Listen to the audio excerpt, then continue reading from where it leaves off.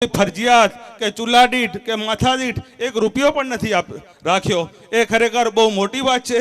અરે મને એટલું કહેવામાં હું નખત્રાણા સમાજથી પણ જોડાયેલો છું અને અમારો આ તારીખ 5 અને 6નો 2 દિવસનો ત્યાં પણ પ્રોગ્રામ છે અને 5 થી 6 લાખનું ખર્ચ છે, છતાં ત્યાં ચૂલા દીઠ 1000 રૂપિયા ફરજિયાત રાખ્યા છે. તો આપણે ખરેખર આ ગૌરવની વાત કહેવાય. આટલું મોટું બિલ્ડિંગ, આવડો મોટો પ્રસંગ, અને છતાં પણ સમાજના કોઈ માણસ પાસે આપણે ફરજિયાત એક રૂપિયો પણ નથી કરી અને આટલું ભવ્ય બિલ્ડિંગ કરી ગયા. એ ખરેખર આ સમાજના શ્રેષ્ઠીઓની બુદ્ધિ અને એની ખરેખર એની ટહેલથી આટલું બધું થઈ શકે છે.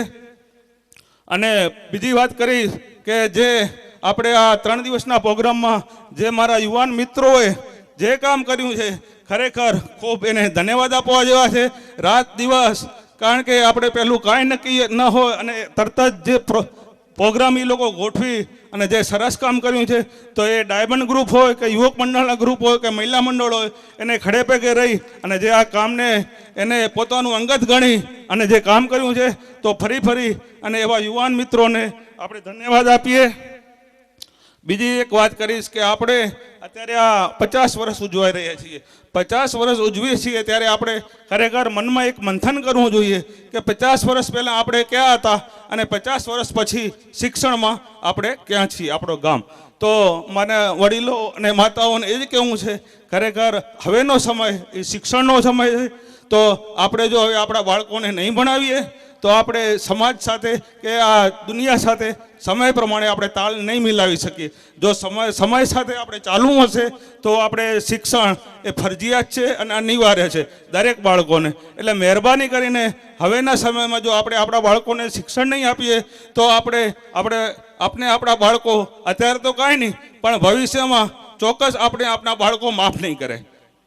એટલે શિક્ષણનું મહત્ત્વ સમજી અત્યારે આપણે એમ થાય કે મારી દુકાન છે, વાંધો નહીં, 12 ચોપડી ભણ્યો ને દુકાન સંભાળશે, પણ નહીં.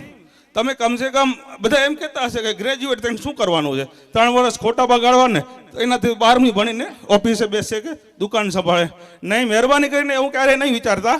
તમે કમસે કમ ગ્રેજ્યુએટ, ભલે પોસ્ટ ગ્રેજ્યુએટ ન કરાવો, ગ્રેજ્યુએટ સુધીનું શિક્ષણ તો ચોક્કસ અપાવજો. અને હું માનું છું એમ કે ભાઈ 12 ચોપડી ભણેલો હોય ને પછી 3 વર્ષ કામ કરીને અનુભવથી ભલે એ એની રીતે આગળ વધે, પણ જે ગ્રેજ્યુએટ થઈને એ 3 વર્ષનું શિક્ષણ કદી એળે જતું નથી. એટલે મહેરબાની કરીને ફરજિયાત દરેક આપણે, હું તો એવું માનું છું હવે આપણે આના પછી 25 વર્ષ ઉજવીએ કે 5 વર્ષ કે 3 વર્ષ પછી પ્રોગ્રામ રાખીએ, તો તે વખતે આપણે આપણા ગામમાં 8-10 નહીં, વધુમાં વધુ દર વર્ષે ઓછામાં ઓછા 10 ગ્રેજ્યુએટ તો થવા જ જોઈએ.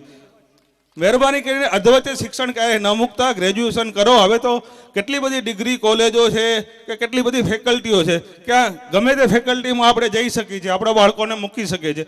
હું મારો દાખલો લઉં, મારી બંને બેબીઓ, એક બેબી ગ્રેજ્યુએટ અત્યારે કરેલીને CS નો કોર્સ બરોડા જ કરે છે, બરાબર, પહેલેથી ઇંગ્લિશ મીડિયમ જ ભણાવેલી છે. નાની બેબી છેલ્લા વર્ષમાં એને એક્ઝામ આપી છે, એ પણ ગ્રેજ્યુએટ થઈ અને આગળ મારે એને માસ્ટર ડિગ્રી કરાવી છે. અને નાનો છોકરો અહીંયા અમદાવાદ આપણે આધારશિલામાં અત્યારે 11મા ધોરણમાં ભણે છે. એટલે હું મારા ઉપરથી દાખલો લઉં કે આપણે આપણા દરેક છોકરાને કમસે કમ ગ્રેજ્યુએશન સુધીનું શિક્ષણ અપાવીએ, તો જ આપણે આવતા 10 કે 20 વર્ષમાં આપણા ગામમાંથી કોઈ IAS કે IPS ઓફિસરને આપણે કચ્છની ભેટ આપી શકશું. એમાં હવે કાંઈ અઘરું નથી. શિક્ષણ એટલી બધી હરીફાઈ છે કે પહેલાં 50% કે 60% લેવા આગ્રહ હતા. હવે તો બાળકો રાત દિવસ એટલી મહેનત કરી અને એ પણ પોતે સમજે છે, ખાલી એને થોડું ગાઈડન્સ આપવાની જરૂર છે. એટલે માતાઓ, બહેનો અને વડીલોને ફરીને એક જ વિનંતી કે આપણા ગામ અને આપણી સમાજમાં વધારેમાં વધારે શિક્ષણ મળે અને આપણે સમાજવાળીનું જેમ ભવ્ય નિર્માણ કરી. અને આજુબાજુના પાંચાળામાં એમ થઈ ગયું કે થરાવડાની એટલી બધી સરસ સમાજવાળી, એવો જ દાખલો શિક્ષણમાં કે થરાવડામાં આટલા બધા ભણેલા, એવો દાખલો આપણે બેસાડવાનો છે. તો આપણે આજે એક જ સંકલ્પ કરવાનો છે આજે કે આપણે આપણા બાળકોને ખૂબ ભણાવીએ અને કચ્છમાં અને આપણી સમાજમાં એવો દાખલો બેસાડીએ કે થરાવડામાં સૌથી વધુ ભણેલા છોકરાઓની છોકરીઓ છે. તો આજે આ ઉઠતા પહેલાં આપણે એ સર્વે સંકલ્પ કરવાનો છે. અને બીજો ફરીને એક જ વિનંતી કરીશ કે આપણે જે આ ભવ્ય નિર્માણ કર્યું છે એની પાછળ આપણા સમાજના અને સર્વે સભ્યોનો ખૂબ સહકાર મળે ત્યારે જ આપણે આવું કામ કરી શકીએ. મને બોલવાની જે તક આપી તે બદલ થરાવડા પાટીદાર સમાજનો આભારી હસ્તુ. જય હિન્દ.